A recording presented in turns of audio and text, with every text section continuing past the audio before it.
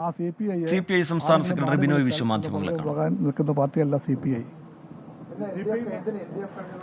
CPIയുടെ നിലപാട് LDF രാഷ്ട്രീയത്തെ ശക്തിപ്പെടുത്തുകയാണ്. LDFന്റെ ഇടതുപക്ഷ മൂല്യങ്ങളെ, ഇടതുപക്ഷ ആശയങ്ങളെ, ഇടതുപക്ഷ ശരികളെ ഉയർത്തിപ്പിടിക്കാൻ വേണ്ടി പ്രതിജ്ഞാബദ്ധമായ പാർട്ടിയാണ് CPI.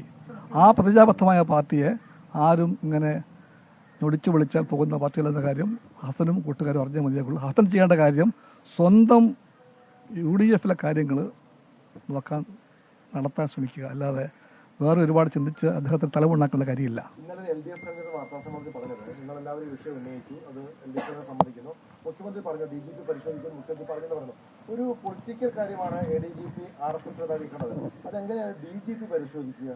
അതൊക്കെ എന്തും ആയിക്കോട്ടെ, ഗവൺമെന്റിന് നീങ്ങേണ്ടത് ആ വഴിക്ക് തന്നെയാണ്. അതുകൊണ്ട് അല്പം കൂടെ സമയം വേണമെങ്കിൽ സമയം എടുക്കട്ടെ. പക്ഷെ നിലപാട് തന്നെയായിട്ട് ഒരു മാറ്റമില്ല.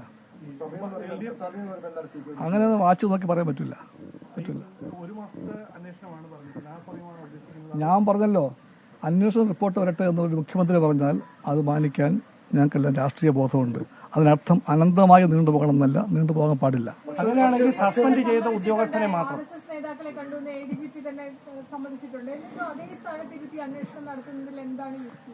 ആ യുക്തിയൊന്നും ഞാനല്ല ഉത്തരം പറയേണ്ടത്. ADGP ആണ്. അല്ല, എനിക്കത് എൻ്റെ കാര്യം CPIയുടെ കാര്യമാണ്. അത് ഞാൻ പറഞ്ഞു കഴിഞ്ഞു. അതിനപ്പോൾ ഒന്നും പറയാനില്ല അതിനെപ്പറ്റി.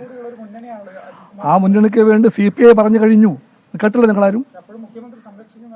അത് എൻ്റെ കാര്യമല്ല. CPI നിലപാട് CPI പറഞ്ഞു കഴിഞ്ഞു. അതെല്ലാവർക്കും മനസ്സിലാക്കാൻ വേണ്ടി വീണ്ടും ആവർത്തിക്കുന്നു, വീണ്ടും പറയേണ്ട കാര്യമില്ല.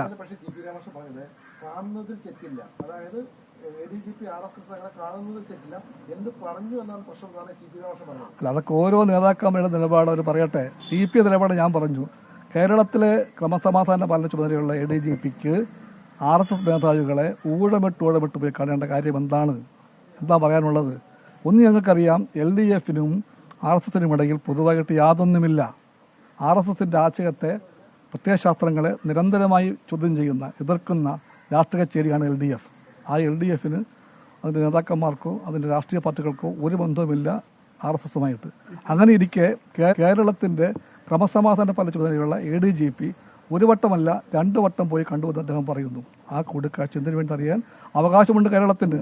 ആ കാര്യമാണ് CPI പറയുന്നത്. അതിനപ്പുറം ഒന്നുമില്ല. ഈ തൃശ്ശൂർ പൂരം കലക്കാൻ ബോധപൂർവമായ ഒരു നീക്കം നടന്നിട്ടുണ്ടെന്ന് താങ്കൾ കരുതുന്നു? തൃശ്ശൂർ പൂരം കലങ്ങിയത് ഗൗരവമുള്ള കാര്യമാണ്. അതിനകത്ത് ആർക്കെല്ലാം പങ്കുണ്ടോ അവരെല്ലാം കുറ്റക്കാരാണ്. ADGP MR Ajith Kumar RSS നേതാക്കളെ കണ്ടത് എന്തിന് എന്നുള്ള ചോദ്യം ആവർത്തിക്കുന്നു CPI സംസ്ഥാന സെക്രട്ടറി ബിനോയ് വിശ്വം. ചെറിയൊരു ഇടവേളയ്ക്ക് ശേഷം തിരികെ.